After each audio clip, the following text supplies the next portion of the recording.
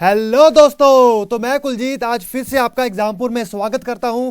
दोस्तों आज है 7 दिसंबर और एज यूजुअल हम करने जा रहे हैं करंट अफेयर मिसाइल। दोस्तों व्यूअर्स की संख्या अधूरी है लेकिन मेरी एनर्जी फिर भी पूरी है। चलो कोई बात नहीं, तो क्वेश्चन ऑफ द डे पे आते हैं। इसी बात पे heart attack rewind campaign, heart attack rewind campaign किसने चलाया है? ये चलाया एफएसएसएआई ने। एफएसएसएआई ने फूड, इसकी थोड़ी फुल फॉर्म देख लें, food safety and safeguard authority of India. इसका कैंपेन है कौन सा? Media campaign. मतलब मीडिया द्वारा ये एक अवेयरनेस फैलाना चाहता है कस्टमर्स में। जैसे हम लोग कस्टमर्स है ना, जो इंडस्ट्री द्वारा बनाए गए फूड खाते हैं, जैसे कि फूड इंडस्ट्री द्वारा बनाए गए कौन से होते हैं, लेज वगैरह हो गए, दही हो गई, ये सब जो भी पैक होके ब्रेड्स होती हैं, या फिर हम खाते हैं ना फ्रूट केक खाते हैं, ऐसी बहुत सी चीजें, बिस्कुट्स वगैरह होते हैं। ऐसा कोई भी खाने वाली चीज फूड सप्लाई में चल रही हो, उसके अंतर्गत जो ट्रांस फैट है, किसको टारगेट कर रहा है? ट्रांस फैट को खत्म करना है। इसका खत्म करने के लिए ये अभियान चलाया है दोस्तों। हार्ट अटैक, अब उसकी वजह से हार्ट अटैक होते हैं, ठीक है, इसलिए उन्हें ये कैंपेन चला दिया। अब ये कैंपेन का लक्ष्य है कि 2022 तक ट्रांस फैट को पूरी तरह से एलिमिनेट कर देना है, खत्म कर देना है, किससे? फूड सप्लाई चेन से, ठीक है। और डब्ल्यूएचओ का भी यही लक्ष्य है दोस्तों। अब थोड़ा डब्ल्यूएचओ के लक्ष्य के बारे में देख लेते हैं। डब्ल्यूएचओ ने कहा है, उसने एक रीप्लेस नाम का कैंपेन चलाया है। रीप्लेस नाम का जो कैंपेन चलाया है, इसको थोड़ा ब्लॉक लेटर्स में लिखा है, मतलब इसका अलग अलग मीनिंग है। जैसे ये लिखा, review, promote, legislate, assess, create awareness and enforcement. और मीडिया कैंपेन द्वारा ये एक अवेयरनेस फैलाने का ही काम कर रहा है। जैसे कि हम लोग हैं, हम लोग क्या हैं? हम लोग कस्टमर्स हैं, ठीक है।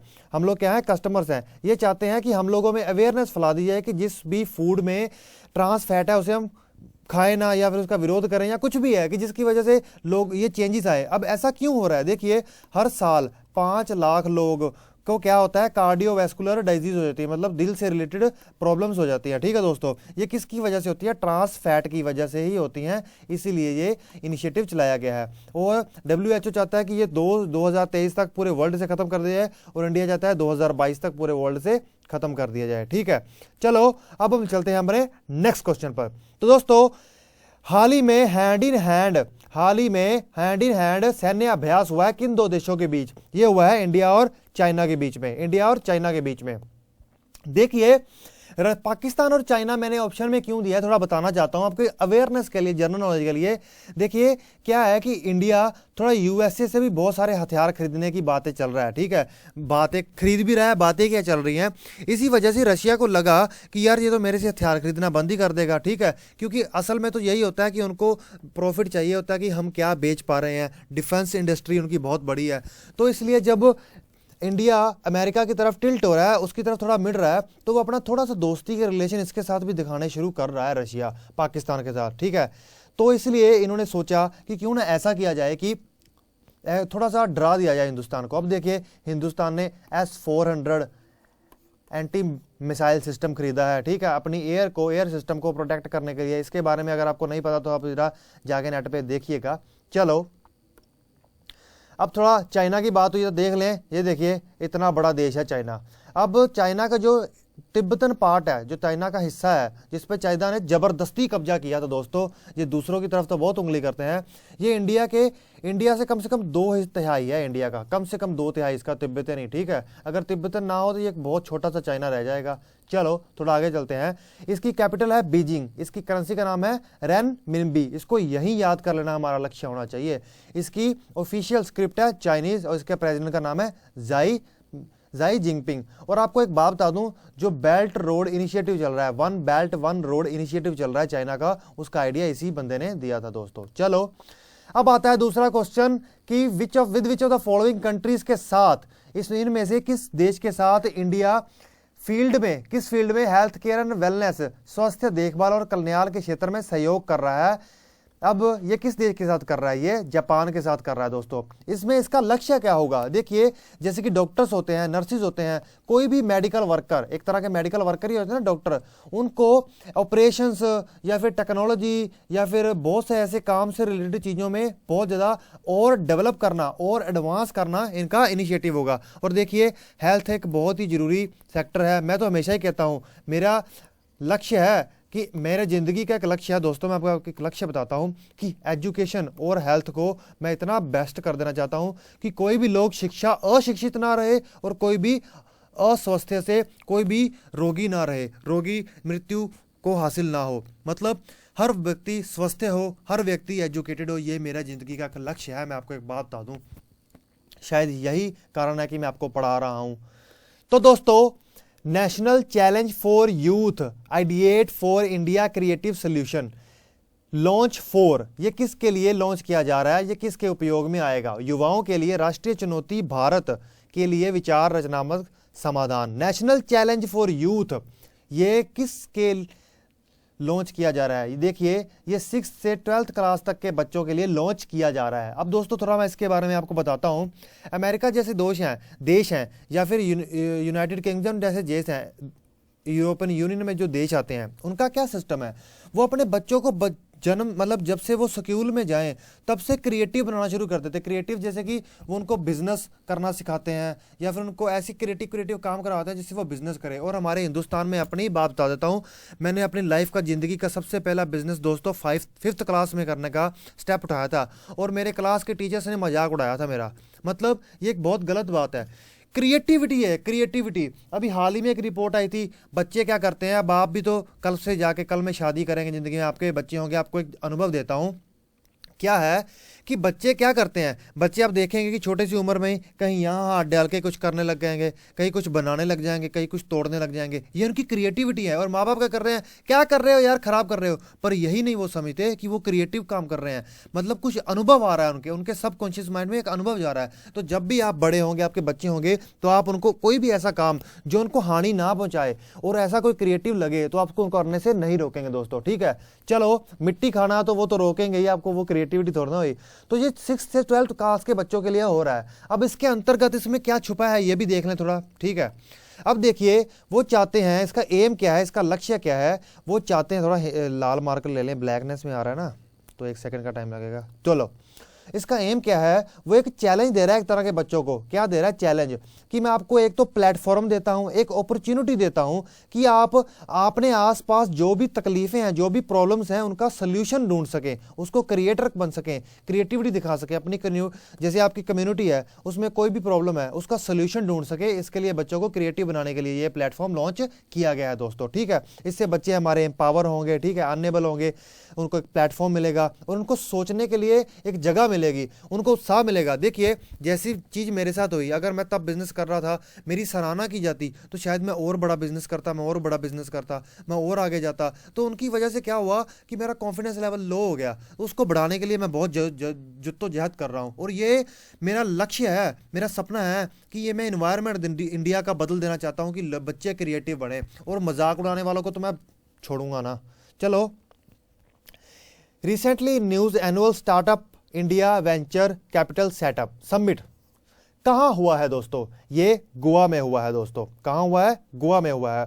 अब ये क्यों किया गया है इसका भी थोड़ा समझ लेते हैं। स्टार्टअप क्या है? कोई भी नए बच्चे मिलके कोई एक नई, जैसे कि अभी सोल्यूशन की बात हुई ना, कोई नई चीज़ ढूंढ ली उन्होंने, कोई नई टेक्नोलॉजी की बात कर रहे हैं। अब फेसबुक है, जब फेसबुक बनी थी किसने सोचा था कि फेसबुक नाम की चीज़ होगी? यूट्यूब बनी थी, किसने सोचा था यूट्यूब नाम की चीज़ होगी? इसीलिए कोई भी ऐसा न्यू क्रिएटिविटी से कोई सेटअप, कोई स्टार्टअप लॉन्च करे, कोई उसको फंड प्रोवाइड करना, फंड होगा तो वो आगे कर पाएंगे ना, ठीक है। इसलिए department of industrial policy promotion ने ministry of commerce and industry के साथ मिलके और गवर्नमेंट ऑफ गोवा, इन तीनों ने मिलके यहाँ पे एक समिट होस्ट किया है जिसमें दुनिया भर से देश आके यहाँ पे एक सिस्टम, इकोसिस्टम क्रिएट करेंगे, attract more global capital into the country. मतलब दुनिया भर के जो कैपिटलिस्ट हैं, जो कैपिटल है, जो पैसा है, वो इंडिया के स्टार्टअप्स की तरफ अट्रैक्ट करना है कि उनको एक तरह से एक प्लेटफॉर्म होता है जहाँ पे बहुत सारे स्टार्टअप करने वाले लोग आते हैं, बहुत सारे ग्लोबल पैसा इन्वेस्ट करने वाले होते हैं, उनकी क्रिएटिविटी को बताया जाता है।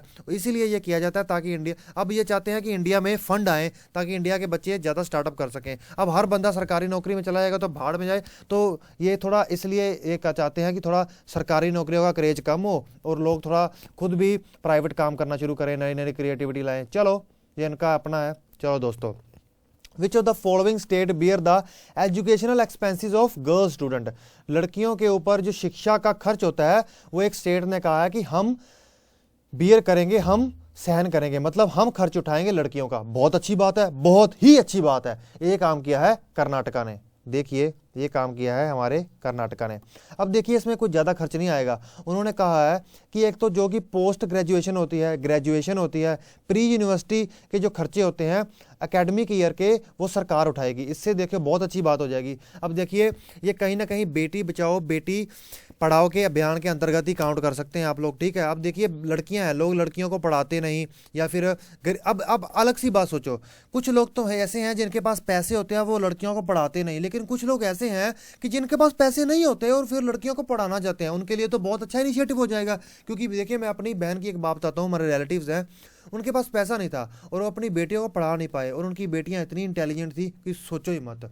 तो अब यही सिस्टम होता है। अब ये एक बहुत अच्छा इनिशिएटिव है। अब आगे जाके पता क्या होगा, हम कहते हैं ना हम दो, हमारे दो का इनिशिएटिव चलता है, अब वो कहेंगे हम दो और हमारी एक बेटी और एक बेटा, ऐसा सिस्टम चलेगा, देख लेना। चलो, which of the following place United Nation framework convention on climate change 2000 conference of parties, COP का मतलब है कॉन्फ्रेंस ऑफ पार्टी 24, कहाँ पे होने जा रही है, मतलब पार्टीज 24 बार मिलने वाली हैं, 24वीं बार किस समझौते पर, क्लाइमेट चेंज पे, जलवायु परिवर्तन पे ध्यान के मुद्दे पर, ठीक है। ये होएगी पोलैंड में।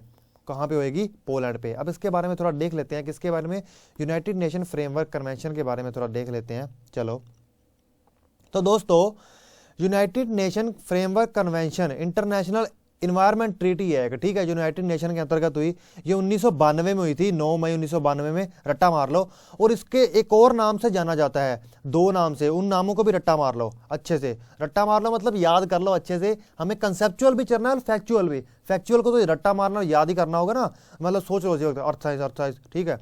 और रियो डी जेनेरियो में हुआ था। ये कहाँ पे है? ये ब्राजील में है दोस्तों। रियो डी जेनेरियो कहाँ पे है? ब्राजील में। ये वहाँ की कैपिटल है, ब्राजील की, ठीक है। चलो उसके आगे चलते हैं।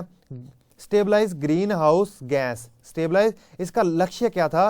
ग्रीन हाउस गैसेज है ना। अब आपको ये बताना है कि ग्रीन हाउस गैसेज कौन सी है जो यूनाइटेड नेशन फ्रेमवर्क के अंतर्गत तय की गई हैं, उसको स्टेबलाइज करना है ताकि हमारा जो मास एक्सटिंक्शन ना हो। देखिए अब हम 6th मास एक्सटिंक्शन की तरफ बढ़ते जा रहे हैं। अब मास एक्सटिंक्शन कहाँ होता है, क्या मतलब क्या होता है? देखिए सबसे आखिरी बार में डायनासोर खत्म हुए थे, दुनिया से खत्म ही हो गए थे। और इसके बाद अब इंसानों के खत्म होने की, मतलब जैसे हम हैं जिसके कारण से ये ग्रीन हाउस गैसेस बढ़ रही हैं और उसकी वजह से खत्म होने के कगार में है दुनिया, ठीक है। अब मास एक्सटिंक्शन कब होता है? आपको एक नॉलेज की बात बताता हूँ, जब कार्बन का लेवल बढ़ जाता है। अब कार्बन सबसे ज्यादा है ना इसमें खतरनाक, तो कार्बन का लेवल बढ़ जाता है। अब इसी बार भी क्या हो रहा है, कार्बन का लेवल बढ़ रहा है और वो किस की वजह से बढ़ रहा है? वो बढ़ रहा है लोगों, इंसानों की वजह से, ठीक है। तो इसको कंट्रोल करना है, नहीं तो मास एक्सटिंक्शन हो जाएगा, हम सब मर जाएंगे दोस्तों, ठीक है। चलो हमें बचना है, हमें जीवनों को भी बचाना है। चलो, which of the following is the objective of national film archive of India, Bharat के फिल्म संग्रह का उद्देश्य क्या है? अब 4 लिखे हैं, उनमें से इसका बी उद्देश्य है। To preserve Indian cinematic heritage, मतलब जो हमारा हेरिटेज है सिनेमा में, मतलब जो फिल्में बनती हैं, जो क्रिएटिव फिल्में बनती हैं या बहुत सी उससे रिलेटेड चीज़ें, उन सबका प्रिजर्व करना, बचा के रखना। In which of the following term related to the banking, इनमें से कौन सी परिभाषा बैंकिंग से संबंधित है?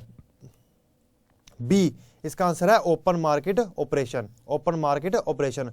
और मैं आपको ये टास्क देता हूं कि ओपन मार्केट ऑपरेशन क्या है, आपको ये बताना है दोस्तों। चलो अब आता है 8th question, which of the following will implement, लागू कौन करेगा, नेशनल मिशन ऑन इंटरडिसिप्लिनरी और साइबर फिजिकल सिस्टम, कौन लागू करेगा इसको? ये है इसका answer A, department of science and technology. अब थोड़ा इसके बारे में, मिशन के बारे में देख लेते हैं। बहुत से मिशन लॉन्च करती है सरकार, तो ये मिशन लॉन्च किया जा रहा है, किसके बारे में देख लिया, 3600 करोड़ पैसा दिया जा रहा है, ये भी देख लीजिए। कितने सालों के लिए किया जा रहा है ये भी पूछ लेते हैं, वो 5 ईयर्स के लिए किया जा रहा है। याद रखना ना, अभी याद करना तुम्हारा लक्ष्य होगा इसी वक्त, ठीक है। तो मिशन का कारण क्या होगा, वो क्या करेगा, increase technological requirement of the society, जो समाज की टेक्नोलॉजी की रिक्वायरमेंट है, जो जरूरतें हैं, उसको पूरा करने में ये मदद करेगा। और इसका एक और काम होगा कि इंटरनेशनल स्तर पर, अंतरराष्ट्रीय स्तर पर ट्रेंड चल रहा है, जो इन टेक्नोलॉजी को जिस तरह से लागू करने का, जिस तरह से इंप्लीमेंट करने का, वो थोड़ा सीखेंगे और भारत में वो इंप्लीमेंट करने की उस तरह से कोशिश करेंगे, वो रोड मैप को सीखेंगे दोस्तों। ठीक है, चलो अब आता है हमारा क्वेश्चन ऑफ द डे दोस्तों। इसी से हमारा 8 क्वेश्चन खत्म होते हैं और आपको एक क्वेश्चन देता हूं, ग्लोबल कार्बन प्रोजेक्ट। ठीक है, ग्लोबल कार्बन प्रोजेक्ट, इसकी फाउंडन स्थापना कब हुई, और इसके बारे में अगर 1-2 चीजें आप और बता सको तो बहुत अच्छा होगा। तो दोस्तों मैं आज फिर आपका एग्जामपुर में आने के लिए थैंक्स करता हूं। Okay friends, bye.